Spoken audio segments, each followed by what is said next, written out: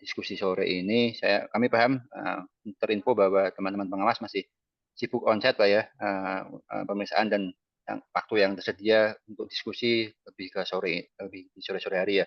Jadi ini kami coba undang Pak terkait ada permintaan dari pelapor asuransi Sinarmas ya untuk permintaan IDEP. Jadi kami paham dari pengawasan terkait ini kan masih hal yang baru ya, otomatis masih perlu banyak dipelajari terkait kewenangannya seperti apa, kemudian terkait apa-apa aja yang bisa ditindaklanjuti sendiri oleh tim pengawas dan apa yang memang memerlukan bantuan dari tim DPTS, gitu Pak ya. Nah ini kesempatan bagus Pak, karena memang secara ketentuan sudah ada 7 perusahaan asuransi ya yang sudah ditetapkan di per Oktober ya, di mana harusnya sebagai ketentuan itu kan berarti akan lapor paling lambat di bulan Februari untuk data Januari, which is bulan depan ya, berarti harusnya semua perusahaan asuransi di tahap pertama itu nantinya akan wajib lapor ke SLIK untuk pertama kalinya Pak ya, meskipun nantinya masih ada waktu 9 bulan grace period tidak dikenakan sanksi terkait denda ya, tapi masih sanksi yang sifatnya masih teguran itu ya, jadi belum belum yang terkait denda. Nah, ini uh, berhubungan ada permintaan dari Sinarmas Pak ya terkait permintaan IDEP nih, kami akan coba jelaskan Pak mengenai trigger case-nya apa, kemudian apa-apa yang bisa dipantau dari Slick Web-nya, termasuk nanti bagaimana teman-teman pengawas menentukan nih kuotanya seperti apa sih, apakah akan dipenuhi permintaan tambahan kuota IDEP-nya atau tidak. Oke, Manta, mohon tolong di-share screen.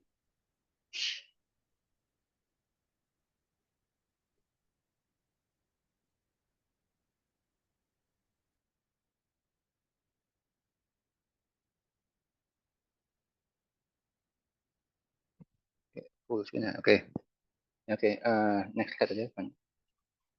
Oke, jadi pada sore ini kami akan coba menjelaskan mengenai ada 4 topik ya. Pertama mengenai triggernya yaitu permohonan asuransi Sinarmas untuk kuota permintaan IDF.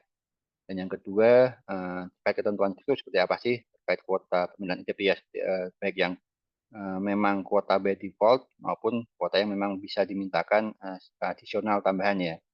Kemudian yang ketiga mengenai pemantauan di slip webnya, bagaimana kita mengetahui di si OJK bagi si pengawas maupun di BTS mengenai pelaporan yang sudah dilakukan oleh LJK pelapor. Dalam hal ini terkait pelaporan surtisip dan bagian subrogasi untuk perusahaan asuransi. Kemudian di agenda terakhir nomor 4 ada mekanisme permohonan tambahan kuotanya nih. Ini menyangkut kewenangan dari pengawas, kemudian bagaimana mekanisme untuk pemenuhan serta evaluasinya nanti. Oke, next slide. Jadi ini adalah triggernya, di mana pada tanggal 13 Desember 2024 Asuransi Sinarmas mengajukan permohonan kuota IDEP, di mana pada saat itu jumlah informasi debitur yang telah diakses 0 debitur ya. Kemudian ada permintaan tambahan kuota untuk bulan Desember dan itu adalah 100 debitur. Alasannya adalah yang pertama sebagai mitigasi risiko perusahaan dalam pemberian asuransi surtisip kepada calon prinsipal, dan yang kedua adalah mengidentifikasi kualitas calon prinsipal. Nah, saya refresh kembali di mana pada tanggal 7 Oktober sudah diputuskan oleh HTK ya, sesuai Cap nomor 78 tahun 2024 tentang penetapan perusahaan asuransi umum yang memasarkan produk asuransi kredit dan atau surtisip sebagai pelapor SLIK. Itu disebutkan ada sekitar ada 10 ya, ada 10 perusahaan asuransi di mana asuransi Sinarmas merupakan salah satu perusahaan asuransi yang ditetapkan menjadi pelapor SLIK wajib pada tahap 1. Artinya dengan keputusan ini itu paling lambat dari 10 perusahaan asuransi tadi itu paling lambat di bulan Februari tahun 2025 harus sudah melaporkan yang pertama kali untuk data bulan Januari. Jadi selambat-lambatnya bulan depan Februari itu semua perusahaan asuransi 10 perusahaan asuransi ini yang ditetapkan pada tahap 1 itu sudah wajib lapor Pak ya. Karena sudah 4 bulan sejak ditetapkan menjadi pelapor. Nah, namun berkondisi dari data ini sebenarnya ternyata perusahaan asuransi Sinarmas sudah melaporkan yang pertama kali nih. Sebelumnya di bulan November ya, ada laporannya. Nanti kami akan coba cek lebih detail datanya seperti apa. Di mana mereka karena merasa sudah melaporkan, mereka juga meminta tambahan kuota IDEP, Pak ya. Karena by default itu kan bagi pelapor baru itu otomatis kuotanya masih nol, Pak. Ini berlaku juga untuk asuransi Sinarmas, ya kan. Nah, ini maksud dari permintaan dari Sinarmas, trigger kenapa kami coba mengundang ini ya. Karena kami aware tadi ini SLIK merupakan produk sistem baru bagi teman-teman di tim pengawas asuransi. Bagaimana sih mekanisme untuk pemenuhannya itu seperti apa? Nanti akan kami coba jelaskan lebih detail lagi. Oke, next. Mohon izin Pak Ridwan, nanti kalau misalkan ada yang mau ditanyakan bisa dipotong aja Pak. Nggak apa-apa, silakan Pak ya. Iya, baik Pak, silakan Pak, lanjut dulu Pak. Oke, jadi ini adalah ketentuannya SLIK ya, di mana sudah ada peraturan OJK nomor 18 tahun 2017 sebagaimana diubah terakhir dengan POJK nomor 11 tahun 2024 tentang perubahan kedua atas POJK nomor 18 tahun 2017 tentang pelaporan dan permintaan IDEP melalui SLIK. Jadi secara POJK-nya sendiri itu sebenarnya kita ada tiga POJK ya. POJK yang nomor 18 tahun 2017, kemudian juga ada POJK nomor 64, dan sekarang yang terakhir ada POJK nomor 11, Pak. Jadi POJK ini tiga-tiganya masih berlaku sebagai POJK SLIK karena memang POJK yang muncul yang diterbitkan setelah POJK nomor 18 itu memang ada beberapa perubahan, namun tidak semua mengeliminasi POJK yang sebelumnya. Makanya tiga POJK yang ini masih berlaku semua. Di mana pada pasal 15A POJK SLIK menyebutkan adalah pelapor hanya dapat mengakses data IDEP paling banyak 100% dari jumlah debitur yang dilaporkan pada posisi data 2 bulan laporan sebelumnya. Nah, ini yang kami highlight adalah 100% dari jumlah debitur, Pak ya. Karena kenapa kami highlight jumlah debitur? Karena by bisnis, proses bisnis itu kan satu debitur bisa mempunyai banyak banyak rekening ya. Nah, tapi yang kita hitung adalah dari jumlah debiturnya. Misalnya laporannya 5 debitur, namun masing-masing debitur mempunyai 5 atau 10 rekening, secara data mungkin akan terlihat banyak Pak ya. Namun sebenarnya secara debitur cuma ada 5 nih. Berarti yang bisa ditarik oleh atau diakses oleh pelapor hanya maksimal 5 untuk data yang dilaporkan di 2 bulan sebelumnya. Oke. Nah, terkait SOJK-nya yang terbaru adalah SOJK nomor 11 tahun 2024 Pak. Ini SOJK-nya memang rilis diterbitkan spesifik untuk mengakomodasi ini ya tiga jenis LJK baru ya, dan asuransi dan penjaminan dan LPPTI. Nanti ini memang spesifik menambahkan kriteria untuk tiga jenis LJK baru tersebut, mengakomodasi tiga jenis LJK tadi ya, yaitu adalah tentang pelaporan dan permintaan informasi debitur melalui SLIK, di mana pelapor, baik pelapor baru maupun pelapor existing yang membutuhkan tambahan informasi debitur melebihi batas maksimum permintaan informasi debitur sebagaimana ditetapkan dalam POJK Klik ya, di POJK yang pasal 15A tadi, dapat mengajukan permohonan persetujuan permintaan informasi debitur kepada OJK, yakni ada dua pengajuannya Pak. Yang pertama adalah satuan kerja dan atau kantor OJK yang menjalankan fungsi pengawasan. Artinya satker pengawasnya Pak ya. Bagi A, pihak yang wajib menjadi pelapor, salah satunya adalah perusahaan asuransi. Artinya karena tadi asuransi Sinarmas sudah wajib menjadi pelapor, itu pengajuannya dilakukan kepada satker pengawas.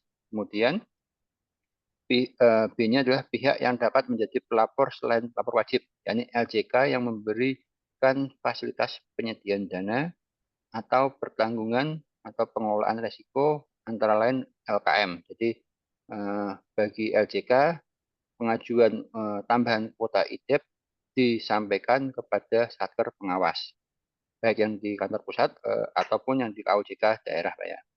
Kemudian yang kedua, permohonan pertambahan kuota IDEP itu diajukan ke satuan kerja yang melaksanakan fungsi pengelolaan data dan statistik, dalam hal ini DPDS ya, bagi pihak yang dapat menjadi pelapor selain pelapor wajib. Artinya pelapor sukarela itu, dan ini lembaga lain bukan LJK, jadi pelapor sukarela dan bukan LJK itu pengajuan kuota IDEP-nya disampaikan kepada DPTS. Dalam hal ini contoh yang sudah berjalan adalah koperasi, Pak. Kita ada koperasi Ciman Kuncen itu ada totalnya ada 4. Jika ada permintaan untuk penambahan kuota IDEP itu diajukannya kepada DPTS. Oke, next.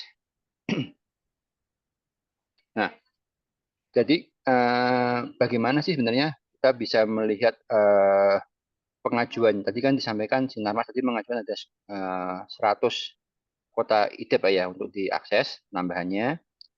Nah, kita ingin melihat nih sebenarnya 100 yang diajukan ini sebenarnya termasuk wajar atau tidak sih? Bagaimana di OJK, baik Satker Pengawas maupun nanti DPTS itu menilai sebenarnya yang diajukan nih 100 ini wajar atau tidak? Kita perlu melihat dulu kembali ke pelaporannya yang sudah disampaikan. Karena by default secara ketentuan di pasal 15 tadi, 15A tadi, bahwa LJK atau pelapor hanya bisa menarik 100% kuota IDEP berdasarkan data laporan debitur yang dilaporkan 2 bulan sebelumnya. Nah, ini kita coba melihat Pak ya dari data asuransi yang sudah ditetapkan menjadi pelapor wajib per 7 Oktober 2024. Ini kami melihat ada sampel ada 3 Pak ya. Itu yang sudah melaporkan baru 1 Pak ya, asuransi Sinarmas. Cara data ini dilihat Fanta mungkin bisa pakai pointer ke total data valid.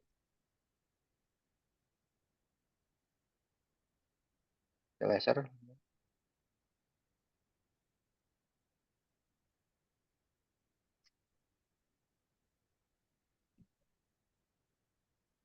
di total data valid kan ya, tabel yang kanan. Nah, ini total data valid ini kan sebenarnya jumlah yang dilaporkan Pak oleh LJK ya, dalam hal ini asuransi, di mana terlihat dari contoh ini asuransi kita bersama itu November belum melaporkan, masih nol, sementara asuransi Sinarmas sudah melaporkan sebanyak 214. Itu pelaporannya dilakukan terakhir pada tanggal 13 Januari 2015.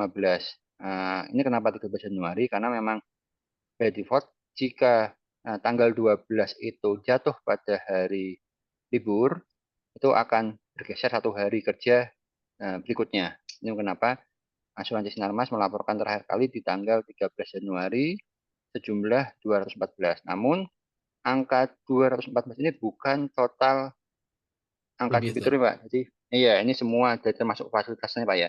Nah nanti eh, sebenarnya kami ingin lihat nih dari 214 ini sebenarnya jumlah debiturnya berapa sih? Kan itu ya pertanyaannya Pak ya. Untuk melakukan analisa apakah 100 penambahan kuota 100 IDEP itu termasuk masuk akal atau tidak. Oke, nextnya. Pak, izin bertanya sedikit ya Pak. Oke, Pak, silakan kalau Pak, silakan. jumlah kirim ini mencerminkan apa ya Pak ya? Yang di Ini kolom jumlah kirim jumlah kirim. itu kan ada 114 ya. Bentar. Oh ini Pak, kayak 4 kali batch Pak. Jadi misalkan mereka batch Oh, pertama ini misalkan 50. Nanti kan dari 50 itu kan tidak serta-merta langsung valid semua Pak ya. Pasti ada yang valid, ada yang error Pak, gagal Pak ya. Nanti mereka hanya valid itu mencoba lagi. dari sisi diterima atau tidak oleh sistem gitu ya Pak ya.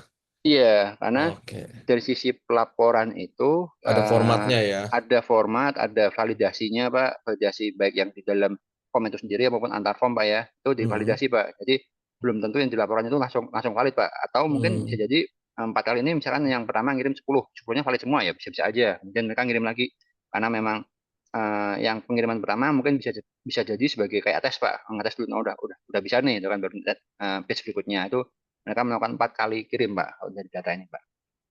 Oke. Kalau Oke, status next. validasi ada yang plus minus itu apa ya Pak ya? Nah, Menunjukkan itu apa? artinya ada yang valid, ada yang error, Pak. Oh, Nah, oke oke.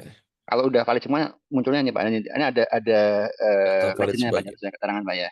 Oke. Meskipun di dalamnya itu tidak ada informasi Ini sebenarnya Sebenarnya gini Pak, ini kan status kayak kelihatan contohnya yang Pak. digital bersama nih. Dia jumlah Iya, kirim satu, status validnya centang ya, proses berhasil, tapi iya. total data validnya malah nol gitu ya. Nol. Ya berarti sebenarnya masih kayak ngirim, masih mungkin yang ngirim ini apa sih Pak? Laporan nihil Pak. Tiba baru gitu aja Oh, Pak. Seperti itu oke Pak. oke. Baik baik Pak. Terima kasih Pak. Sebenarnya waktu kalau ini di Slick Webnya ini ketahuan Pak. Waktu di klik di baris tersebut Pak, ini akan muncul per pengiriman tuh dia ada berapa aja sih yang valid, berapa apa. Nanti kami akan coba coba share Pak setelah setelah tayangan ini Pak ya, Pak ya. Siap Pak, siap Pak. Terima kasih Oke. Pak. Oke, next.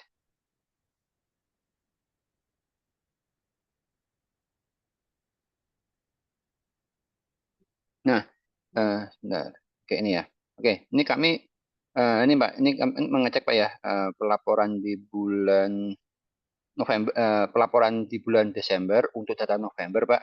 Ya, ini kan mungkin bisa dilihat di tanggal mulai validasi sampai tanggal selesai validasi ini kan masih di bulan Desember Pak ya. Artinya pelaporan Desember untuk data November itu total data validnya ada tiga. Nah kan full centangnya ada hijau, total data valid ada tiga. Setelah diklik di baris tersebut itu muncul Pak detailnya Pak. Ini jumlah kirimnya cuma satu Pak ya, makanya cuma ada muncul satu baris aja nih. Nah, satu baris jumlah valid tiga, jumlah data tidak valid. Ini artinya udah nol, udah valid semua Pak. Mereka satu kirim, tapi hanya mengirimkan tiga data valid. Nah, data valid itu apa sih? Setelah kami cek by query Pak, itu ternyata dari tiga data valid ini hanya untuk satu debitur, yaitu debiturnya adalah Megantara Agung Persada. Dengan data yang lain Pak, yaitu nanti kami akan coba tunjukkan Pak melalui Instagramnya ya seperti apa untuk melihatin ada per fasilitas itu apa aja sih, ada per segmen lah, ada D01, D02, kemudian F01 sampai dengan F06-nya nanti akan muncul saat di Slick Web Pak. Jadi ini eh, untuk pelaporan Sinarmas, pelaporan bulan Desember untuk bulan data November itu melaporkan valid 3 namun hanya berisi satu debitur Pak. Oke, nextnya. Nah, ini kami coba melihat untuk pelaporan di Januari, bulan datanya Desember 2024 ya.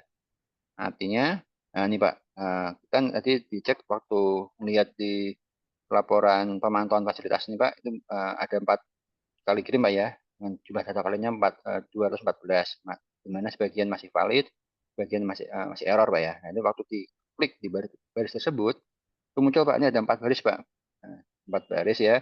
Itu biasanya dia ordernya yang paling atas tuh yang terkini Pak, yang terakhir kali. Yang paling lama tuh munculnya di bawahnya Pak. Yang kelihatan kan di order by-nya tuh yang paling terakhir akan paling muncul pertama kali. Nah, itu di mana dari baris tersebut muncul nih di tanggal 1 Januari sore itu melaporkan tuh jumlah 7 data, yang paling bawah ini ya 7 data, validnya hanya 4, yang tidak valid 3. Kemudian dilaporkan kembali di tanggal 1 Januari juga ya, melaporkan jumlah data 3, validnya 3.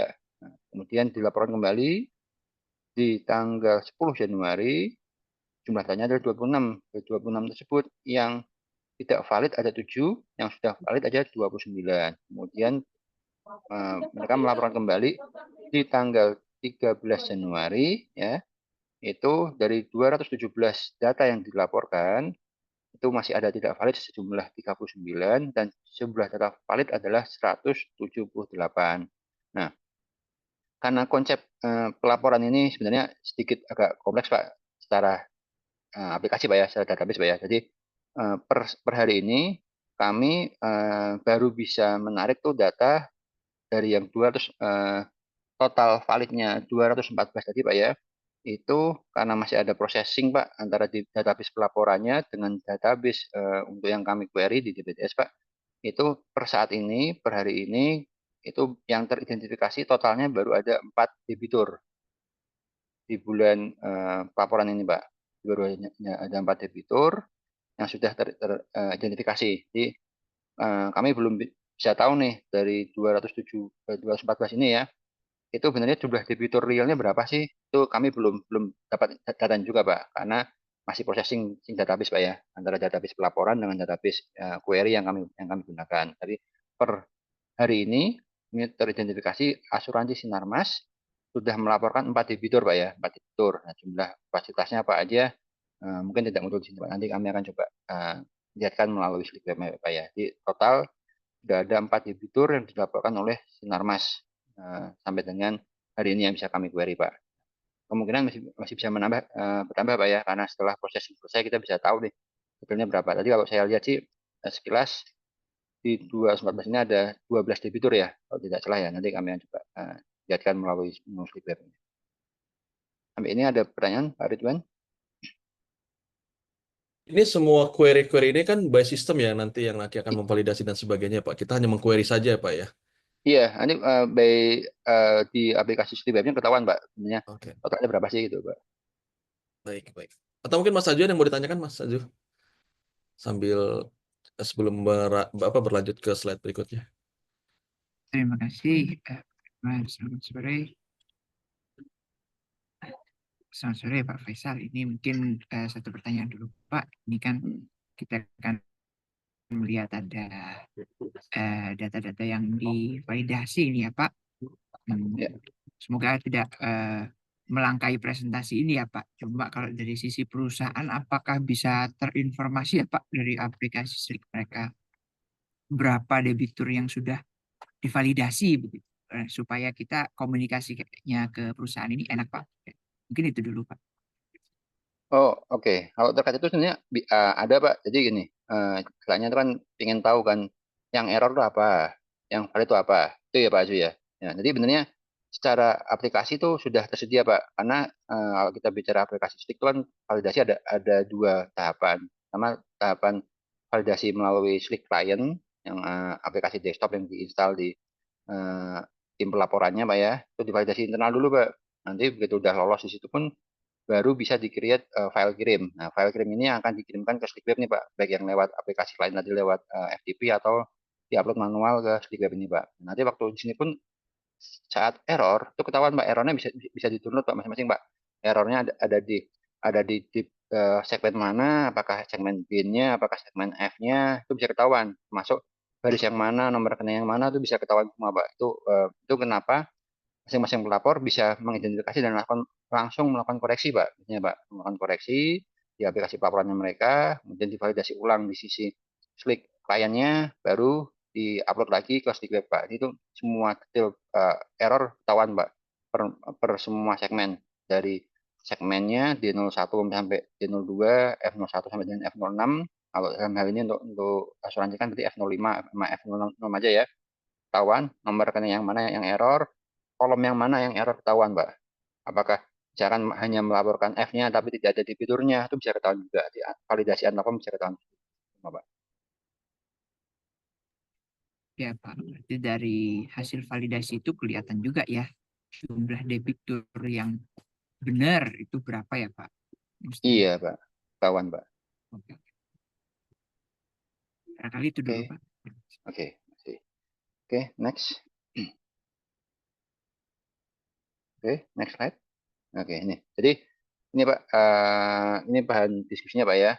Di sini ketentuannya kan dia pasal 6 pelapor baru wajib menyampaikan laporan debitur untuk pertama kali kepada OJK paling lambat tanggal 12 Pak ya, pada bulan keempat. Tadi bisa sampaikan karena tadi penetapannya di bulan Oktober 2024. Artinya sesuai ketentuan ini untuk pelapor baru sesuai pasal 6 POJK-nya Pak ya, itu tanggal 12 pada bulan keempat paling lambat. Artinya di bulan Februari 2025 untuk bulan data Januari ke 10 perusahaan asuransi tahap 1 tadi itu wajib melaporkan Pak ya. Kemudian di pasal 37 bagi pelapor baru pelaksanaan pengenaan sanksi sebagaimana dimaksud dalam pasal 33, 34 itu mulai berlaku 9 bulan Pak sejak batas waktu kewajiban menyampaikan laporan debitur untuk pertama kali. Artinya eh, pertama kali lapor tadi paling selambat-lambatnya bulan Februari tahun 2025 Pak ya. Nah itu 9 bulan itu masih belum dikenakan pengenaan sanksi Pak untuk terkait dendanya Pak ya. Itu belum ada Pak. Sesuai pasal 33 ayat 1, pasal 34 ayat 1 dan atau pasal 34 ayat 2 itu selama 9 bulan itu istilahnya perusahaan asuransi ini masih punya grace period lah, mereka masih masih masih diperbolehkan salah tuh ya tanpa dikenakan sanksi Pak, sesuai di pasal 33 ayat 1 dan 34 ayat 1 dan 2. Terus kemudian kami ingin bertanya juga nih Pak, dengan kondisi ini kan tadi dari 10 tadi baru satu ya, yang sudah berhasil melapor ya, meskipun secara data belum belum belum banyak katanya. Ini apakah ada kendala terkait penyampaian laporan debitur perusahaan asuransi yang ingin kami coba gali. Yang kedua sebenarnya berapa sih portofolio surtisip dan atau tagihan subrogasi yang wajib dilaporkan asuransi sinar mas Pak ya. Karena tadi kan kami lihat kita lihat bersama-sama ya, total baru 4 debitur ya yang sudah teridentifikasi yang berhasil lapor ya. Itu pun belum kita masih menunggu proses sinkronisasi database selesai. Ini baru ketahuan nih. Jauh ini tadi kalau saya lihat di Slick itu ada total 12 debitur di 02 yang sudah dilaporkan, sepertinya berhasil dilaporkan oleh perusahaan asuransi Sinarmas gitu ya. Nah, itu apakah sebenarnya sudah total dari debitur dan portofolio dari perusahaan asuransi Sinarmas itu ya, terkait surtisipnya dan subrogasinya yang dimiliki dan dilaporkan, apakah itu sudah 100% atau jangan-jangan itu benar masih tes aja Pak, masih 10% aja Pak itu kan. Nanti baru ketahuan di pelaporan di Februari untuk data Januari ya, apakah seperti itu. Kita ingin tahu nih karena tadi kan teridentifikasi sejauh ini yang berhasil lapor baru 4 debitur ya, yang by query Pak ya, namun by web tadi ada 12. Namun yang dimintakan ada 100 nih, kuotanya ada 100 debitur nih, penambahan kuotanya. Itu kan berarti udah hampir 10 kali ya, 9 kali lebih ya dari kuota normalnya ya, kuota defaultnya ya. Nah, selama ini sebenarnya penambahan kuota itu biasanya cuma sekitar 10-30% dari yang kuota aslinya Pak. Ini kan seolah udah berkali-kali lipat dari yang mereka laporkan ya. Nah, kita ingin lihat nih apakah debitur itu sudah apa ya, portofolionya tadi sudah benar-benar disampaikan semua oleh asuransi Sinarmas itu kan, atau sebenarnya itu masih masih populasi kecil aja. Itu yang kita ingin menggali lebih dalam lah. Oke, nextnya. Next, Anta. Ya. Oke. Nah, ini tadi Pak, ini kami coba gambarkan ya mengenai mekanisme permohonan tambahan kuota IDIP-nya, di mana kan sesuai pasal 15A kan tadi disampaikan bahwa pelapor hanya dapat mengakses data IDIP paling banyak 100% dari jumlah debitur ya yang dilaporkan pada posisi data 2 bulan laporan sebelumnya. Tadi flow-nya secara umum tadi Pak ya, dari ini di mana secara SOJK juga pelapor eh, bisa meminta tambahan kuota IDIP dalam hal memang diperlukan Pak ya, memang tidak mencukupi Pak ya. Ini flow-nya adalah tadi satu, harusnya adalah pelapor itu menyampaikan dulu nih laporan debiturnya, kita klik kemudian secara default akan memperoleh kuota IDIP 100% dari jumlah debitur yang dilaporkan 2 bulan sebelumnya. Itu nomor 2-nya. Begitu sudah melaporkan, maka akan mendapatkan kuota untuk atas laporan debitur yang dilaporkan 2 bulan sebelumnya. Kemudian dalam hal diperlukan tambahan IDIP, untuk pelapor nomor 3 dapat melakukan permohonan tambahan IDIP melalui surat dan disubmit perusahaan melalui aplikasi. Jadi ada dua ininya Pak, flow-nya ya. Itu surat iya kepada pengawas dan disubmit perusahaan melalui aplikasi Slick Pak ya. Nanti pengawas terkait dalam ini tim Pak Ridwan menyampaikan sebagai pengawas Pak ya, melakukan analisa permohonan tambahan kuota IDIP agar persetujuan diberikan secara selektif Pak. Ini tanpa kami highlight secara selektifnya, kami bold. Itu tadi Pak, secara pelaporannya tadi kan di pelaporan Desember data November baru satu Pak ya. Kemudian di pelaporan Januari untuk data Desember tadi by query baru 4, namun by Slick Web tadi teridentifikasi ada 12 D02 debitur perusahaan Pak ya. Itu kan berarti totalnya dari yang dimintakan 100 itu kan udah berkali-kali lipat dari kuota defaultnya Pak ya. Nah, ini kenapa kami highlight bold secara selektif tuh untuk memastikan bahwa sebenarnya agar di enforce pelapor tuh melaporkan semua portofolio secara proper dulu Pak ya.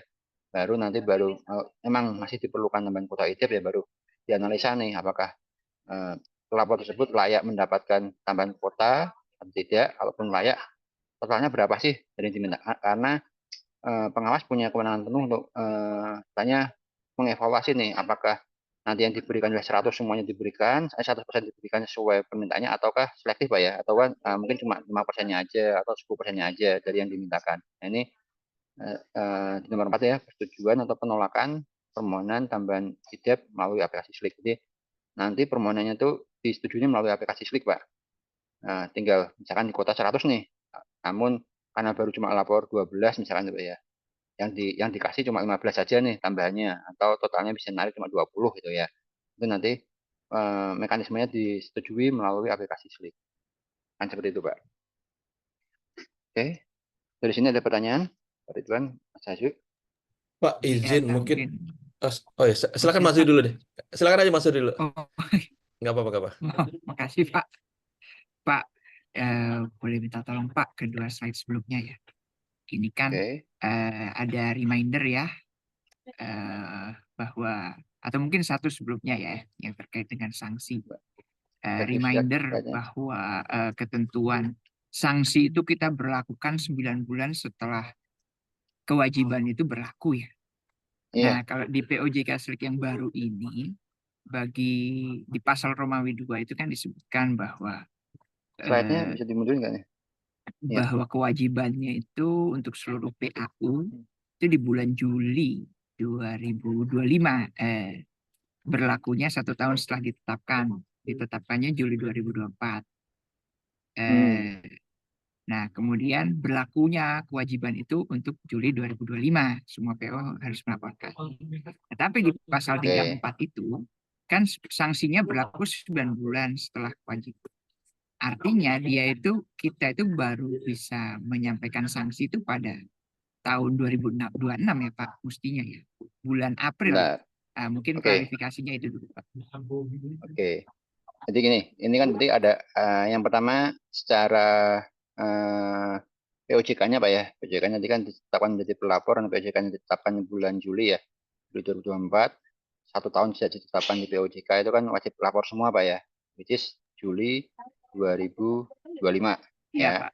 Itu semua wajib lapor, di mana sebelum wajib lapor punya waktu 1 tahun ya untuk bertahap lah, karena yang tahap 1 tadi ditetapkannya di bulan Oktober 2024 itu kan untuk 10 perusahaan asuransi tadi di bulan Oktober, di mana untuk kewajiban pelaporannya 4 bulan sejak ditetapkan menjadi pelapor, artinya di bulan Februari 2025 untuk 10 perusahaan asuransi tahap pertama tadi itu wajib lapor Pak ya. Wajib lapor. Wajib lapor selambat-lambatnya ya, yang pertama kali itu kan ya. Itu di bulan Februari tahun 2024. Dan sejak di Februari tadi itu 9 bulan Pak mulai boleh dikenakan sanksi untuk pasal 33 ayat 1 dan pasal 34 ayat 1 dan 2 Pak ya. 9 bulan sejak Februari untuk yang tahap 1 Pak ya. Kecuali Sinarmas Pak ya. Karena Sinarmas tadi sudah lapor di bulan November ya, bulan November sudah bulan Desember sudah lapor untuk data November. Artinya Sinarmas itu 9 bulannya dihitungnya sejak Desember Pak, bukan sejak Februari. Karena nanti kan 9 bulan itu kan sejak pelaporan pertama kali Pak. Coba ini ya ke slide yang tadi, yang next-nya tadi yang nah ini sebelumnya. Nah ini nih, yang di pasal 37 Pak ya, bagi pelapor baru, pelaksanaan pengenaan sanksi sebagaimana dimaksud dalam pasal 33 ayat 1, pasal 34 ayat 1, dan atau pasal 34 ayat 2 mulai berlaku 9 bulan sejak batas waktu kewajiban penyampaian pelaporan. Untuk pertama kali ini sejak lapornya Pak. Karena tadi Sinarmas sudah lapor di bulan Desember, itu 9 bulannya itu dihitung dari Desember Pak. Tapi kalau yang 9 asuransi tadi Pak ya, itu karena belum lapor Pak ya, berarti belum lapor nanti sampai di bulan Februari, berarti 9 bulannya dihitung dari Februari. Nah, sisanya bagaimana nih? Nah, kan ini baru 10 Pak ya, satu Pak ya. Nah, itu misalnya nih, ini misalnya saja, ternyata mereka semua baru nanti baru siap gitu ya di bulan Juli itu ya. Artinya sejak bulan Juli itu ditetapkan semua jadi pelapor ya, karena tidak ada lagi tahap 2, tahap 3, langsung Big Bang lagi sisanya Pak ya. Di bulan Juli mereka jadi wajib pelapor. Artinya mereka akan menyampaikan pelaporan pertama kali adalah Juli, Agustus, September, Oktober, November. November 2025 mereka selambat-lambatnya wajib lapor, Pak. Untuk bulan data Oktober. Nah, nanti dari November itu hitung Pak 9 bulan sanksi grace periodnya Pak ya. Terus berarti sanksinya seperti apa? Baru di 2026 artinya itu baru bisa dikenakan sanksi setelah melewati grace period tadi. Kecuali nanti memang ada perusahaan asuransi yang lapor lebih awal Pak ya, sebelum di bulan Juli itu ya. Ya berarti bisa aja dihitung sejak laporan pertama kali Pak. Kan seperti itu Pak. Fanta, kalau ada yang kurang pas, tolong dikoreksi Fanta ya. Jadi seperti itu mekanismenya. Nah, yang dihitung sejak dia wajib pelapor kan masih ada 4 bulan ya untuk penyiapan pelaporan pertama kalinya ya. Itu ternyata pelaporan pertama kalinya lebih cepat daripada 4 bulan itu ya otomatis grace periodnya juga hitung dari situ Pak. Gimana Mas Ayu? Apakah cukup menjawab? Ya Pak, berarti ada grace period 3 bulan ya Pak? Iya, untuk yang pelaporan pertama kalinya Pak ya, sejak ditetapkan pelapor. Nah, Ini dan 4 bulan sih Pak, 4 bulan, pelaporan 4 bulan untuk data bulan sebelumnya. terus untuk pelaporan bulan Juni ya Pak? Maksudnya yang selain PAU selain 10 yang lain gitu. Kalau misalkan nanti yang itu mereka wajibnya baru ditetapkan, kan nanti kan perlu ada cap-nya lagi Pak ya, untuk yang masih Iya Pak. ada cap-nya lagi. Ternyata cap-nya ditetapkannya di Juli nih misalkan ya, Juli baru ditetapkan sesuai POJK tadi, tidak boleh lebih lambat ya. Kalau sama boleh itu ya, kalau lebih cepat boleh, kalau lebih lambat nggak boleh cap-nya ya. Minimal sama itu kan ya. Nah itu kalau ditetapkan itu berarti 4 bulan sejak ditetapkan jadi pelapor tuh baru selambat-lambatnya lapor pertama kali. Jadi misalkan ditetapkannya di bulan Juni, misalnya lebih cepat Pak ya. Kan di bulan Juni, ditetapkan menjadi pelapor, kemudian artinya mereka wajib lapor selambat-lambatnya untuk pertama kalinya adalah Juli, Agustus, September, Oktober. Ya. Oktober wajib lapor untuk bulan data bulan data Oktober. Jadi, sejak ditetapkan menjadi pelapor. Jadi setelah mereka melapor pertama kali, 9 bulan grace period, tidak dikenakan sanksi sesuai pasal 33 ayat 1 dan pasal 34 ayat 1 dan atau ayat 2-nya itu baru dikenakan sanksinya. Itu Pak. Ya Pak, berarti memang kita melihatnya itu dari kapan dia pertama kali melaporkan ya Pak, Iya. untuk ditetapkan sanksi ya, bukan dari Iya. tanggal penetapan. Memang sebelumnya pernah disinggung sih Pak waktu diskusi ini, cuma dalam kesempatan ini hanya izin konfirmasi saja Pak. Ya, itu dulu Pak. mungkin nanti kalau misalkan nanti saya sampaikan ada yang kurang tepat nanti akan kami infokan Pak ya. Siap Pak. Mungkin Pak Ridwan Pak. Pak, izin Pak, saya mau bertanya. Ini sebenarnya kalau untuk memastikan berapa sih sebenarnya, ya pertanyaan nomor 2 ini Pak ya, portofolio yang memang harus wajib dilaporkan itu, apakah memang harus mencakup keseluruhan atau seperti apa ya Pak, secara aturan di POJK ini Pak? Karena kan kalau kami kan sebenarnya tidak memiliki data pasti ya Pak untuk setiap pertanggungan askred dan surat ini sebenarnya berapa jumlah tertanggung yang apa namanya yang di-cover oleh perusahaan asuransi. Karena kan ada beberapa pertanggungan tuh yang sebenarnya kalau kayak misalnya di asuransi itu ada yang memang tertanggungnya banknya sendiri, Pak. Ada yang tergantungnya memang individu-individu, Pak. Itu yang kemudian mungkin sedikit agak sulit untuk memetakan berapa sebenarnya kewajiban debitur yang ada yang memang wajib untuk dilaporkan berkaitan dengan lini usaha, surat isip, dan subrogasi. Sebagai contoh misalnya untuk asuransi Sinarmas ini, Pak, memang kalau dari premi antara asuransi kredit dan surat isip ini secara persentase itu 6,24%, Pak. Artinya mereka tuh menghimpun dana dalam 1 tahun itu sekitar 428 miliar dari total 6,8 triliun premi yang mereka bukukan, Pak. Itu untuk lini usaha, kredit, dan surat isip, dan di mana mungkin di dalamnya akan ada terdiri beberapa debitur. Cuma begitu debiturnya itu adalah memang tertanggungnya perbankan, sebagai tertanggung itu kan memang kan agak sedikit berbeda ya Pak. Karena kan mungkin perbankan nanti kumpulan tuh dia bisa banyak sekali. Sementara mungkin yang dilaporkan nanti akan seperti apa. Mungkin itu dulu sih Pak yang mungkin kami izin menanyakan. Oke. Ini Pak, jadi kalau dari ketentuan striknya Pak ya, saya jawab dari ketentuan striknya terlebih dahulu Pak. Kalau dari ketentuan striknya itu sebenarnya perusahaan yang menjadi pelapor strik wajib melaporkan 100% Pak ya, 100% Pak ya, dari portofolio mereka. Namun kalau bandingkan untuk perusahaan asuransi kan yang wajib dilaporkan hanya produk untuk ship dan atau tagihan subrogasi Pak ya. Sementara untuk produk yang lain itu tidak tidak perlu dilaporkan strik Pak ya.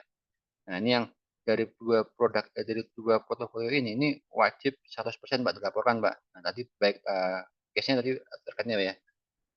Apakah tertanggungnya itu sebagai debiturnya langsung atau tadi dari banknya Pak ya. Nah, kalau mungkin saya juga perlu cross check dulu Pak ya. Saya sedikit belum terlalu paham Pak yang tadi Pak tertanggungnya si banknya Pak ya. Karena ya ini gini, kalau istilahnya kan yang udah ship itu kan artinya memang langsung ke debitur Pak. Langsung ke debitur ya. Itu harusnya wajib dilakukan semua 100% Pak untuk portofolio semua debitur dari portofolio ship. Sementara tagihan subrogasi itu kan artinya yang saya pahami secara proses bisnisnya itu kan asuransi membayar ke bank tadi Pak ya, karena eh, dialihkan udah apa ya, bagian bukan bagian sih. Tadi kewajiban debitur tadi terkait fasilitas kredit Pak ya, fasilitas kredit tadi macet nih Pak, macet kemudian Iya. perusahaan bank tadi melakukan tagihan subrogasi kepada perusahaan asuransi gitu ya. Nah, tadi terjadi pengalihan kewajiban Pak dari yang sebelumnya debitur harus membayar ke bank, sekarang debitur harus membayar ke perusahaan asuransi, itu Pak ya. Iya, Nah, iya, itu iya. tuh baru perusahaan asuransi mewajibkan lapor Pak. Yang setelah terjadi pengalihan dari perusahaan dari debitur dari bank berpindah ke debitur ke perusahaan asuransi Pak. Itu yang baru wajib dilaporkan Pak. Tapi kalau masih masih debitur masih apa ya? Masih wajib membayarnya ke bank Pak ya, ke bank ya. Itu belum terjadi tagihan dari bank ke perusahaan asuransi itu belum belum belum wajib dilaporkan Pak, karena kan belum terjadi perpindahan Oh, tagihan Pak ya. setelah ada tagihan subrogasi Pak, baru itu kemudian wajib dilaporkan ya Pak ya. Iya Pak, Dan karena pelaporan sebelum gimana Pak? Maaf. izin Pak, kalau pelaporan ini berarti sifatnya kalau ada pertanggungan baru untuk ship atau ada tagihan subrogasi baru, berarti nanti mereka akan, misalnya ini udah 100% nih Pak ya mereka laporkan ya. Nah, Pelaporan-pelaporan berikut itu yang sifatnya penambahan ya Pak ya. ya bukan hanya penambahan sih Pak, setiap setiap bulan itu wajib dilaporkan Pak. Misalkan ada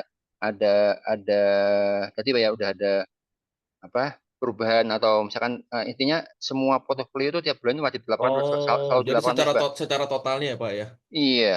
Misalnya secara total 100% itu ada sekitar 1.000 ya debitur Hmm, gitu kan. Tahun depan, bulan depan itu mungkin ada penambahan atau ada pengurangan karena memang sudah selesai gitu ya portofolionya. iya, Itu mungkin iya. akan ada mutasi-mutasi di situ ya Pak ya.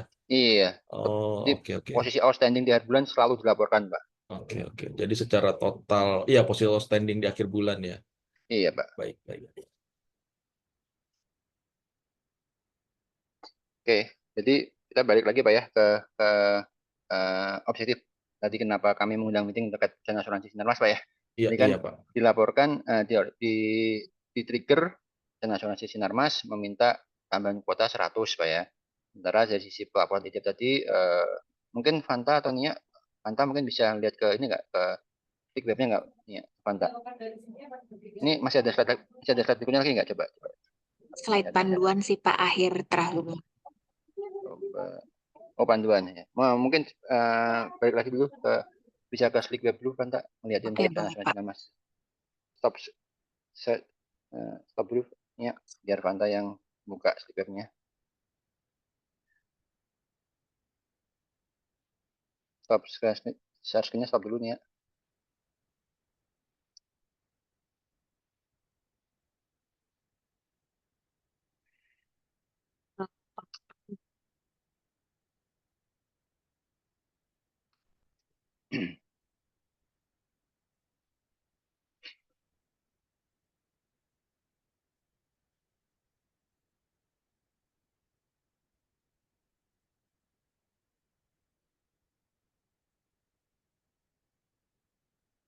Ke pemantauan fasilitas laporan.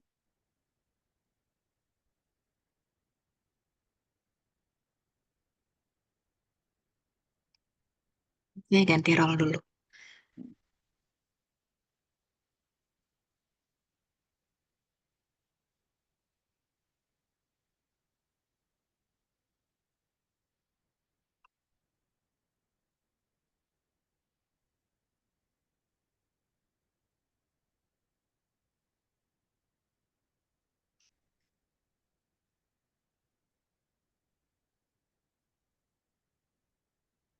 Oke.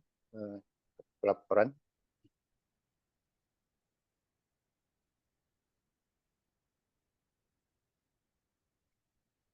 Nah, ini menu Pak, bagaimana nanti teman-teman pengawas bisa ngeliatin pelaporannya juga Pak, memantau coba yang di pelaporan terakhir kali dibuka data filenya.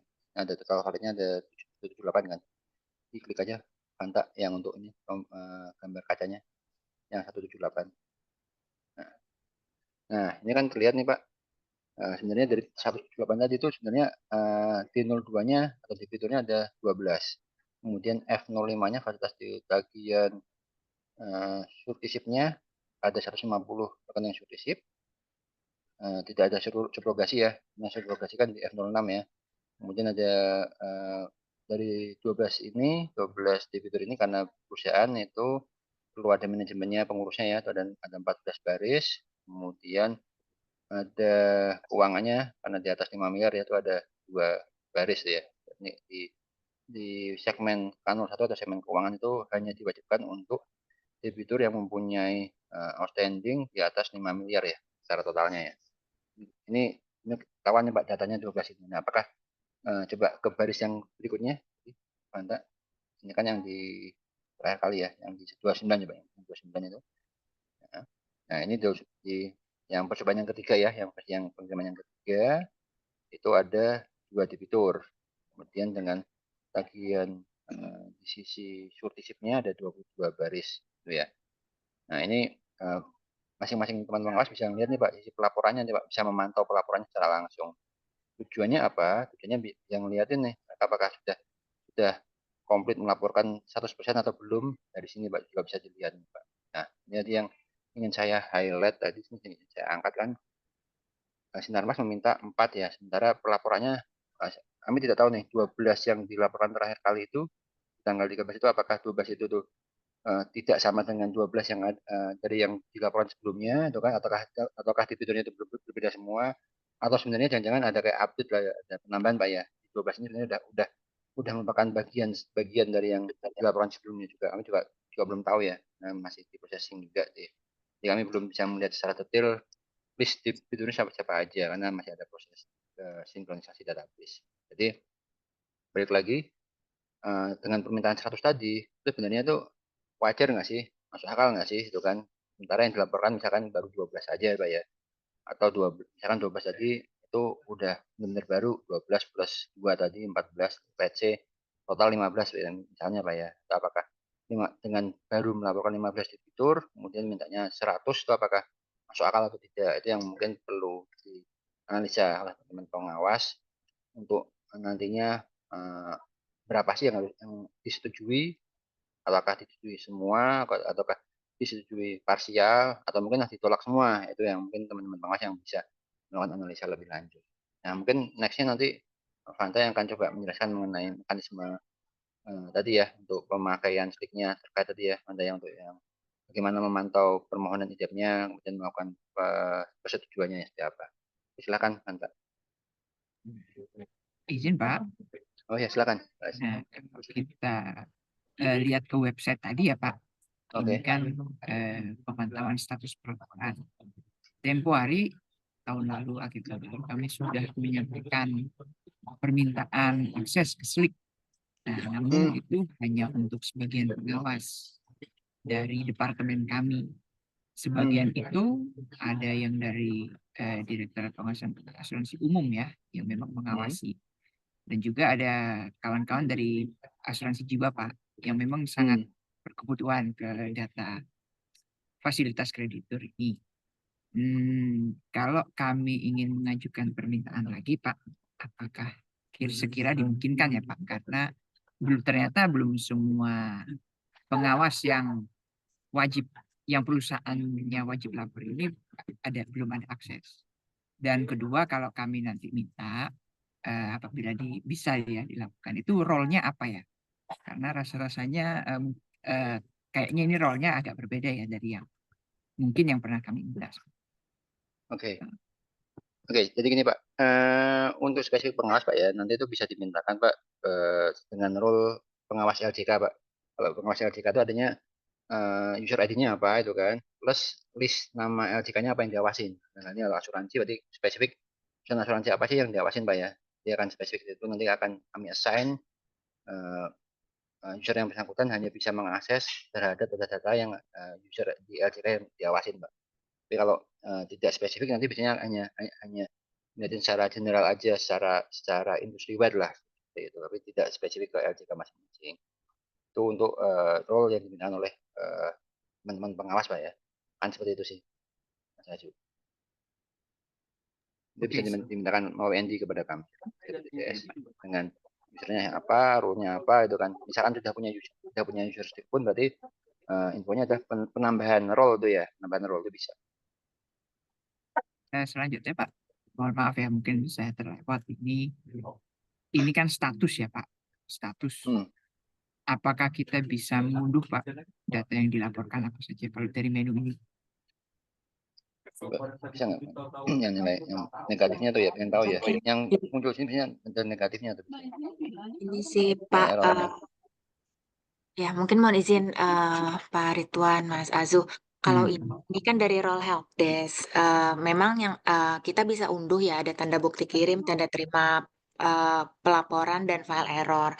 File errornya juga nanti kita bisa buka ya kalau misalnya memang kita sudah install Slack kliennya. Jadi memang kalau role help desk ini kita bisa untuk unduh file error, tujuannya untuk membantu mereka pada saat mereka komunikasi ke kita, khususnya sebetulnya ke direktorat sebelah ya, ke direktorat pelaporan terkait kendala-kendala lapor gitu. Misalnya kita lapor 10 baris, error nih 3 baris nggak bisa tersubmit. Kita bisa bantu sama-sama buka file errornya di mana, seperti itu. Kita bisa buka file ini. Nah, nanti mungkin dari Mas Azu bisa cek kalau menu pengawas LJK itu apakah bisa gitu download file error. Sepertinya sih tidak ya, jadi hanya tampil berapa jumlah data terkirim dan seterusnya. Karena kalau untuk unduh ini sebetulnya untuk perbantuan pada saat mereka lapor dan mereka ada kendala seperti itu. Jadi kita bisa langsung sama-sama lihat mereka itu kendalanya di mana. Namun kalau untuk data yang mereka laporkan itu nanti bisa misalnya dalam rangka pemeriksaan bisa minta data raw via nota dinas ke DPDS. Itu banyak teman-teman yang udah melakukan, teman-teman pengawas perusahaan pembiayaan, pengawas bank seperti itu pada saat mereka onsite untuk nge-cross ke data. Misalnya katakanlah bank ke core banking sistemnya bank gitu ya, mereka minta data raw ke kita gitu. Sehingga pengawas itu tahu berapa sih data yang ada di internal perusahaan sebetulnya dan berapa data yang dilapor ke Slick gitu. Bisa jadi misalnya data di perusahaan harusnya 100 tapi cuma dilapor 80 ke Slick. Nah, itu mereka punya bandingannya dan itu bisa diminta gitu di level loan level atau level rekening detailnya seperti itu. Itu bisa sih Mas Azu, cuma memang sepertinya mekanismenya kalau untuk data rincian per rekening itu harus via nota dinas. Sepertinya di menu pengawas LJK itu di semua pengawas LJK baik termasuk pengawas bank juga sepertinya tidak terlihat. Kecuali mungkin untuk besaran agregatnya berapa misalnya data F05 yang dilapor oleh Sinarmas mungkin mungkin terlihat itu makanya masih mungkin. Tapi kalau untuk loan level rekening sepertinya tidak terlihat sih gitu Mas Azu. Tapi kalau untuk datanya apakah bisa dimintakan? Bisa gitu. Cuma memang ada keterbatasan di level menunya, jadi kita harus narik di database. Artinya kita kalau dapat akses ke menu ini, kita bisa mengunduh itu lebih ke tanda bukti kirim, tanda terima laporan, errornya di mana, begitu ya. Nah, kalau kita mau minta data yang sudah dilaporkan, ya kami bernota ke kawan-kawan, begitu ya. Kalau untuk data rincian ya, tapi Iya, kalau Mas Azu udah ada role pengawas LJK mungkin bisa sambil dilihat. Kalau misalnya untuk perbandingan secara agregat itu bisa dilihat kayaknya. Untuk berapa misalnya asuransi Sinarmas nih lapor F05 berapa besarannya itu kemungkinan bisa dilihat. gitu. Tapi kalau untuk misalnya lapor, katakanlah misalnya ada 214 data asuransi Sinarmas gitu ya. Kayaknya sih harus via nota dinas sih Mas Azul. Ini kebetulan kami juga sebenarnya ada keterbatasan akses, belum ada yang lewat OJK. Siap, siap. Nah, selanjutnya ini biar lebih meng-clear up saja ya. Kan kita kan 100 debitur yang dilaporkan lah, katakan gitu. Maksudnya pelapor itu cuma bisa minta data debitur sebesar 100% yang sudah dia laporkan. Artinya kan informasi debitur ini itu terlepas dari lini usahanya ya, terlepas dari fasilitas-fasilitasnya ya. Kalau bahasa asuransi, terlepas dia udah ngelaporin asket 50 debitur, dia udah ngelaporin surety 13 gitu. Berarti 50 tambah 13 ya, kumulatif ya harusnya ya, nggak cuma salah satu gitu ya. Iya, itu iya.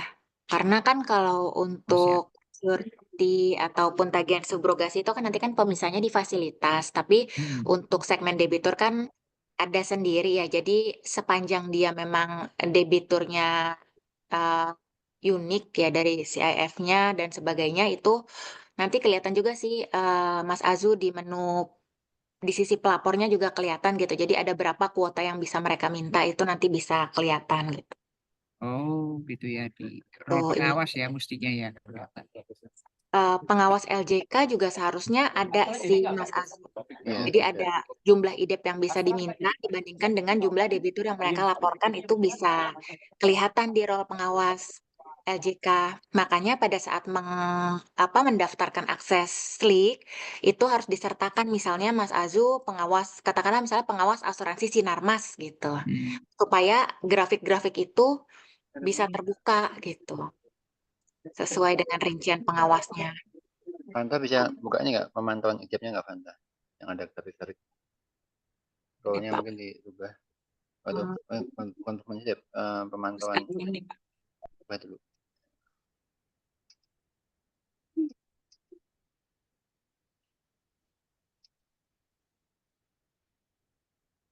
Sebetulnya ada sih di tayangan ini sebentar. Oh ada. Jadi kurang lebih seperti ini Mas Azu, nanti mungkin detailan menunya bisa ini ya dicek rinciannya. Jadi kalau misalnya nanti kita sudah daftarkan akses link-nya kan memang biasanya kita minta kode LJK-nya apa per orang seperti itu. Nah, kemarin kan case dari DAJP kan memang yang dimintakan itu kan katakanlah misalnya untuk pengawas asuransi jiwa. Nah, karena asuransi jiwanya belum jadi pelapor slik sehingga kita agak kesulitan untuk mendaftarkan kode LJK-nya seperti itu. Lain hal dengan pengawas asuransi umum gitu, Mas Azu. Misalnya katakanlah di sini jenis LJK-nya perusahaan asuransi umum. Nama LJK-nya asuransi Sinarmas gitu ya. Nanti bisa kelihatan di sini perbandingannya, misalnya jumlah debitur itu yang biru ya, yang biru dengan jumlah permintaan IDEP-nya, seperti itu. Nah, kalau case-nya jumlah permintaan IDEP-nya lebih tinggi daripada jumlah debiturnya, ini kemungkinan besar mereka mengajukan permintaan tambahan kuota, seperti itu. Tapi kan ini ilustrasi ya, gitu sih. Nanti bisa kelihatan sih, harusnya ada grafik ini juga kelihatan.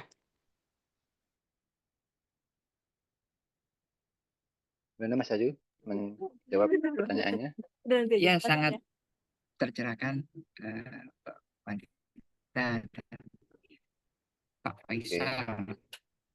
Mungkin Pak Ridwan, satu lagi sih kalau terkait teknis ya. Pak Ridwan mau bertanya, mau bertanya dahulu atau kami coba lanjutkan sedikit mengenai mekanisme? Mungkin lanjut dulu aja kali Pak ya. Ya Oh, lanjut ya. dulu. Fanta, lanjut Fanta, tadi untuk teknisnya.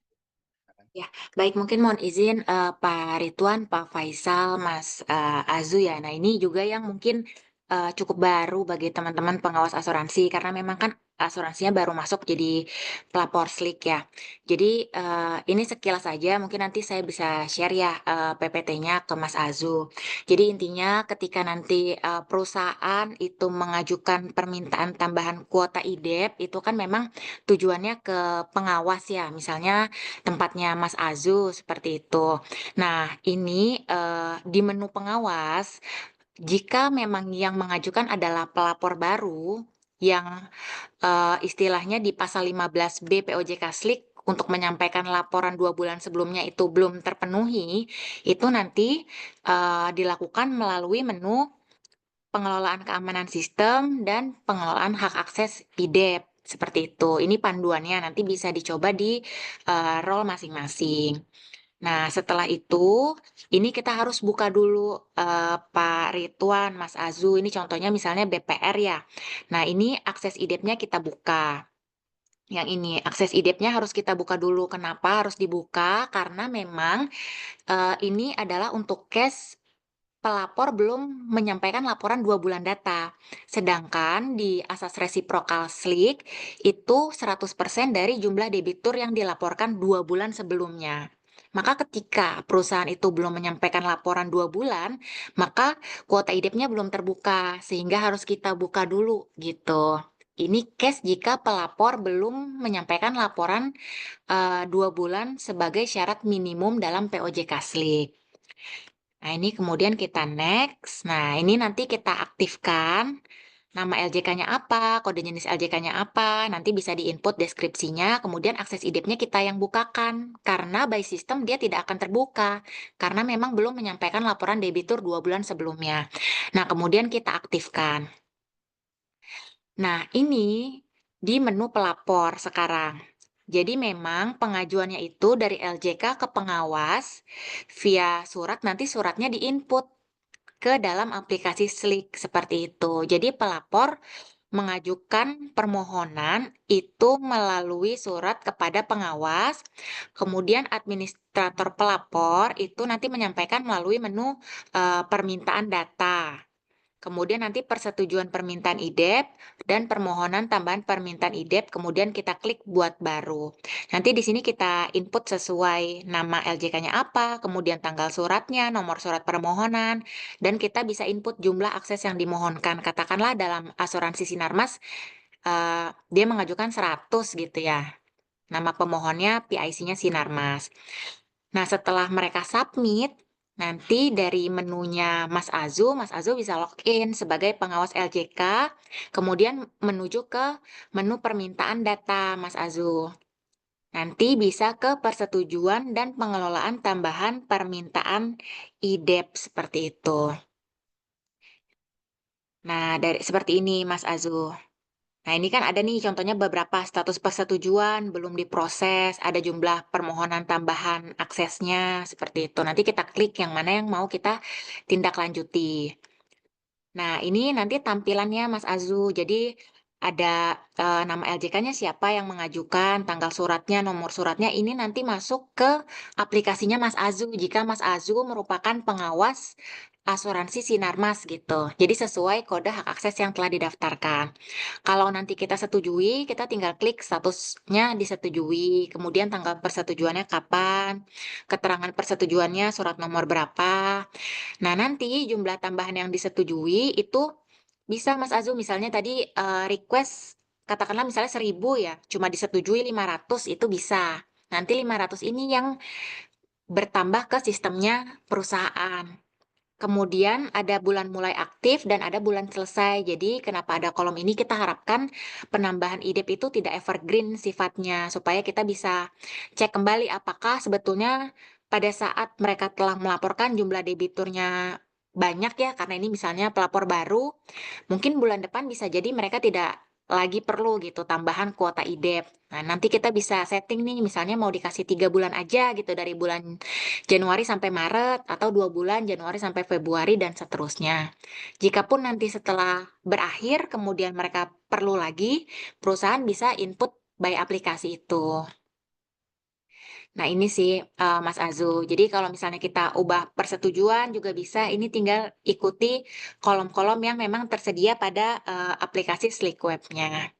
Nah, ini juga kita bisa memantau ya, kalau misalnya ini ada perbandingannya jumlah debitur sama jumlah IDEP. Kalau yang hijaunya lebih tinggi dari yang biru, kemungkinan besar itu karena ada tambahan kuota IDEP. Kurang lebih seperti itu, makanya pada saat mendaftarkan hak akses pengawas LJK, kita selalu tanya untuk setiap orang, kode LJK yang diawasi per masing-masing orang itu berapa. Karena itu akan berkaitan dengan permohonan yang bisa perusahaan submit melalui aplikasi. Salah satunya adalah permohonan tambahan kuota IDEP. Seperti itu. Ya, sekilas seperti itu. Nanti untuk rinciannya, jika perlu bisa kami sampaikan. Ya, Pak. Kalau kita request user yang di mapping ke LJK itu kode LJK-nya itu NPWP ya, Pak? Yang ini atau apa? Kalau kode LJK-nya ada nanti didaftarkan tersendiri, Mas Azu. Nanti kalau misalnya, berarti pertanyaannya si 10 asuransi itu, Mas Azu perlu kode LJK yang terdaftar di Slick gitu ya? Hmm. Ya, nanti kita bisa sih sampaikan, Mas, Oh untuk hal iya, itu. siap. Supaya nggak bingung, iya. Itu sih, karena makanya kemarin kalau nggak salah pada saat permohonan akses yang pertama kan belum ada kode LJK-nya, kita mintakan gitu. Misalnya ada 5 pengawas, apakah 5-5-nya itu mengawasi 10-10 LJK gitu. Atau si A dan B berbeda kode LJK yang diawasi. Karena nanti kaitannya dengan ini, misalnya tambahan kuota dari asuransi A, ini akan mengalir ke pengawas siapa. Nah, itu mungkin harus sesuai dengan susunan di internal masing-masing satuan kerja, seperti itu Mas Azu. Siap. Ya,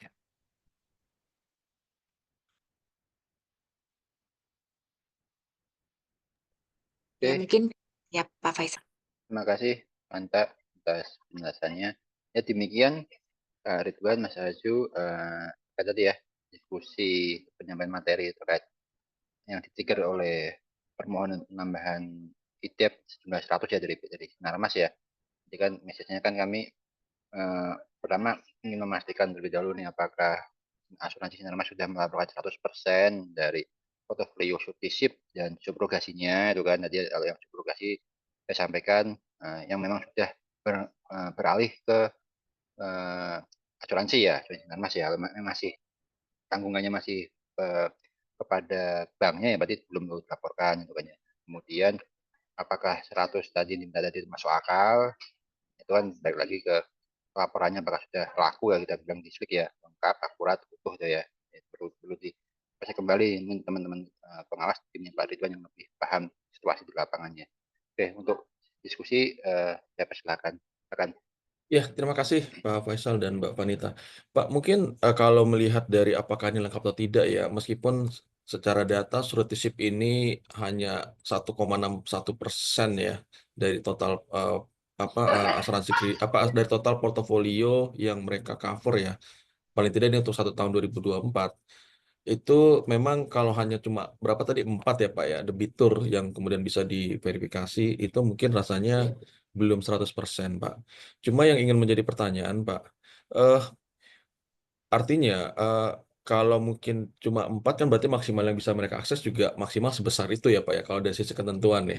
Kecuali memang ada pertimbangan lain dari pengawas yang mungkin itu bisa jadi menjadi diskretis dan sebagainya. Tetapi Pak, kalau boleh tahu Pak, misalnya nih ya data sudah 100% atau mungkin 50% atau berapapun gitu ya.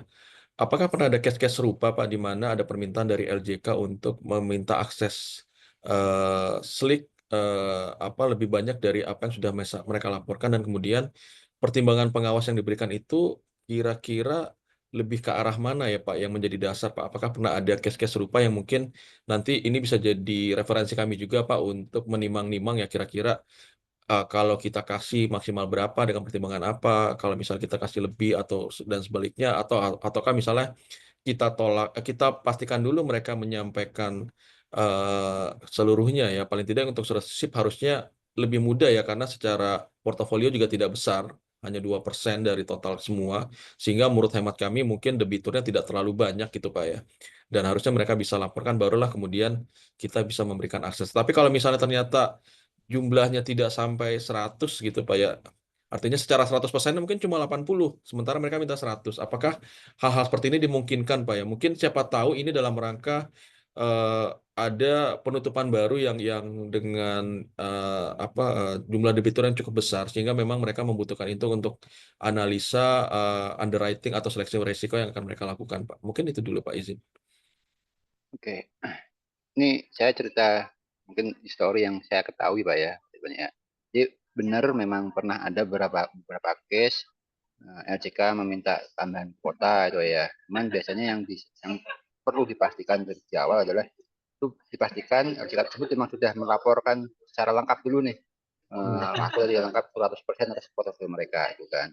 Dan alasannya biasanya yang dimintakan tuh pertama biasanya karena ada perubahan proses bisnis, misalkan penambahan channel baru yang sebelumnya misalkan konven kemudian merambah atau berubah menjadi digital kan Pak ya. Artinya kan potensi kenaikan calon debiturnya naik Pak ya. Itu biasanya bisa tuh karena ada perubahan proses bisnis ditambahkan kuotanya dari yang sebelumnya dilaporkan. Misalnya ada sebelumnya masih konven cuma ada 100 kemudian dengan digital ada potensi kenaikan menjadi 2 kali lipat itu biasanya ada gitu Pak.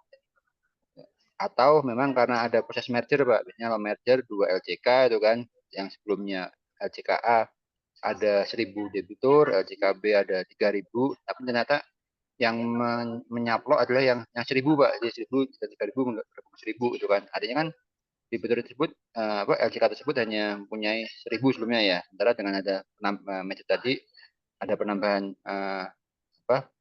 secara portofolio akan nambah jadi 4.000 ya, itu biasanya bisa ditambahkan untuk kuotanya ya. Nah, yang saya ketahui itu biasanya mereka tadi tuh setelah mengecek kelengkapannya kemudian masuk akal atau tidak penambahannya, itu biasanya juga penambahannya juga tadi Pak, sesuai yang tadi menurut tadi kan tidak evergreen Pak ya. Tidak evergreen itu ada window time-nya lah, misalnya cuma dikasih 3 bulan dulu, 6 bulan dulu atau setahun Pak ya, itu akan nanti akan dievaluasi kembali nih apakah mintanya apakah masih masuk akal atau tidak untuk diperpanjang atau tidak Pak ya. Kemudian biasanya juga secara kuota tuh saya belum pernah melihat ya yang sampai berkali-kali lipat dari yang laporan debitur yang disampaikan Pak ya. Biasanya mungkin yang saya ketahui sih 30-20% dari yang penambahan dari laporan debitur yang sudah disampaikan Pak. Misalkan yang laporan menyampaikannya 1.000 gitu kan ya. Terus 1.000 ini habis nih, nambah lagi 200 lagi. Itu kan hanya 20% penambahan dari laporan debitur Pak ya. Nah, kalau case-nya asuransi ini kan tadi perlu cek terlebih dahulu nih Pak, apakah ini 12 atau 4 debitur aja itu udah lengkap semua atau belum itu kan. Itu perlu cek kembali Pak. Misalkan nyata yang harusnya dilaporkan 50 misalnya Pak ya. Nyata yang dilaporkan baru 12. Artinya kan ya jangan dikasih dulu kalau menurut saya, hemat saya jangan. Mereka di enforce dulu, di encourage dulu untuk melaporkan dulu 50-nya, baru 50 tadi dilihat nih, oke mungkin ditambahkan jadi 60, jadi totalnya ada penambahan 10. Seperti itu sih Pak. Jadi saya belum pernah melihat secara langsung Pak ya, atau mengalami sendiri yang meminta sampai berkali-kali lipat dari laporan debitur disampaikan. Nanti message-nya adalah dicek terlebih dahulu nih, apakah portofolionya mereka sudah dilaporkan secara lengkap atau belum. Kalau masih mereka hanya baru melaporkan 10% dari yang harusnya mereka laporkan, ya masa mau minta 100 itu kan, jadi nggak masuk akal Pak menurut teman saya Pak. Itu Pak. Jadi Dari artinya Pak Pak, mungkin ada tambahan ada? Bentar, Pak. izin Pak, Dari meski jadi silakan. silakan. Jadi meskipun misalnya belum 100% Pak, kalau dia minta tambahan kuota, apalagi kan masih dalam masa-masa transisi ya Pak ya, sampai kemudian benar-benar diterapkan kepatuhannya secara menyeluruh ya Pak ya. Kan tadi kan kalau Iya. tidak salah kan 9 bulan ya Pak ya, baru kemudian bisa dikenakan sanksi, denda dan sebagainya gitu kan. Artinya misalnya dia baru 20% ya mungkin pengawas ya maksimal juga sebesar data yang sudah dilaporkan gitu Pak kali Pak ya. Apakah itu dimungkinkan Pak ya? Walaupun dia belum 100% nih Pak, misalnya untuk case-case tertentu. Seperti itu. Oke. Berarti case gini, misalkan nanti case-nya kan yang dilaporkan baru misalkan total 15 Pak. Dari totalnya mereka punya misalkan 20. Sorry, 50 deh misalnya. Mereka punya 50 yang dilaporkan baru 15. Kalau by default itu kan berarti 15 sudah akan punya kuota Pak ya, by default Pak ya. Iya. Itu 2 bulan setelah dilaporkan Pak ya. Nah, mungkin karena di bulan pertama masih kuota belum muncul, ya udah tetap ditambahkan 15 dulu aja sesuai dilaporkan kan. Karena kan 15 tadi baru munculnya baru 2 bulan kemudian ya. Jadi mungkin bisa jadi ya penambahannya untuk bulan ini menunggu kuota defaultnya muncul ya 15 dulu aja sesuai yang dilaporkan ya. Mungkin itu coba message yang kemarin saya terima dari pimpinan juga seperti itu coba biar mengencourage LJK lapor secara proper, Pak. Itu sih, Iya, Pak. iya. Baik, Pak. Baik, Pak. Artinya memang secara ini ya mungkin logikanya ya maksimal yang bisa kita kasih ya sebesar yang baru mereka laporkan gitu kan, Pak. Iya, Pak. Pak, baik Pak. Untuk itu mungkin nanti kami akan coba diskusikan dan mintakan arahan ke Pak pimpinan, Pak. Terus kedua, Pak, dari daftar yang sebagai pelapor SLIK untuk tahap 1 ini, Pak, ada Iya. perusahaan asuransi yang tampaknya akan kami suspend pemasaran surat isipnya, Pak, karena tidak memenuhi Oh, persyaratan administratif kaitannya dengan modal, Pak, ekuitas.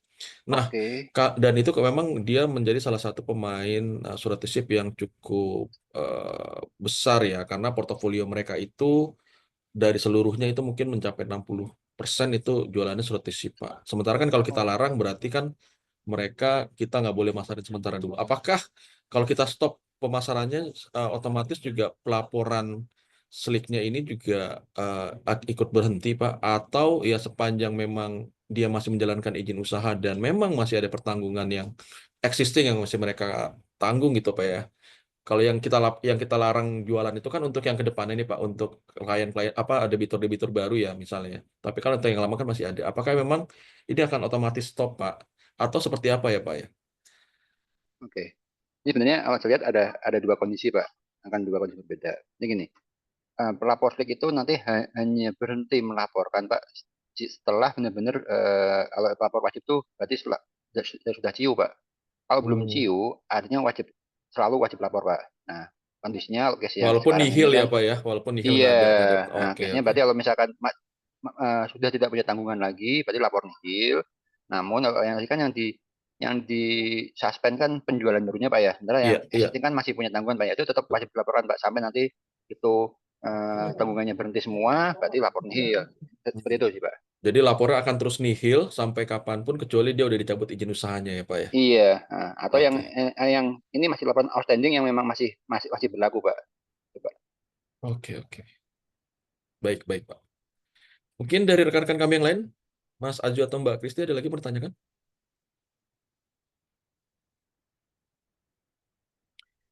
Kalau nggak ada mungkin Mas Aju masih ada? Sudah cukup jelas, Pak. Terima kasih. Sudah. Baik. Pak, nanti kami boleh dapat share PowerPoint-nya ya Pak ya, buat kami baca-baca dan pahami lebih lanjut. Tapi yang jelas apa yang tadi Pak Faisal dan Mbak Vanita sampaikan itu udah bisa memberikan gambaran Pak ya untuk men-summary hal-hal apa yang berkaitan dengan pelaporan SLIK ini dan apa-apa yang mesti kami lakukan gitu Pak ya dengan adanya permohonan-permohonan permintaan akses IDEP ya dari para LJK yang memang punya akses juga terhadap SLIK ini, sehingga ini juga tentu akan menjadi pengetahuan dan dasar kami juga nanti untuk mempelajari dan kiranya Pak ke depan kalau memang ada hal-hal yang ingin kami tanyakan nih Pak, hal-hal yang berkaitan dengan hal teknis ya Pak ya ke Pak Faisal dan Mbak Vanita mungkin kami mohon diberikan ke ruangan waktu ya Pak ya untuk kami bisa koordinasi lebih lanjut. Mungkin dari kami sementara cukup Pak, izin Pak. Oke, terima kasih Pak Ridwan. Jadi memang sesi ini saya rasa cukup konstruktif, Pak ya, komunikasinya bisa terjalin dengan baik. Dan dari teman-teman pengawas bisa paham apa kewenangannya, bagaimana SLIK itu mekanisme bekerja, itu Pak ya. Dan nanti kami akan share Pak terkait ininya Pak, tayangannya, memang tujuannya kan komunikasinya biar proper Pak ya. Jadi Ya, kami terangkan terlebih dahulu, paham, baru nanti silakan dibaca ulang karena sering kali pengetahuan itu kan perlu dibaca ulang biar lebih ini Pak ya, masuk Pak ya. betul Oke. betul Pak. Mungkin untuk sesi ini saya rasa kita bisa akhirin ya. Terima kasih sudah berhadir Pak Ridwan, Mas Aju, Mbak Kristi. Saya rasa saya bisa tutup. Terima kasih. Wassalamualaikum warahmatullahi wabarakatuh. Waalaikumsalam warahmatullahi wabarakatuh. Terima kasih Bapak Ibu semuanya. Terima kasih, Pak Terima kasih. Ridwan. Kami izin live Pak Ibu. Ya, silakan.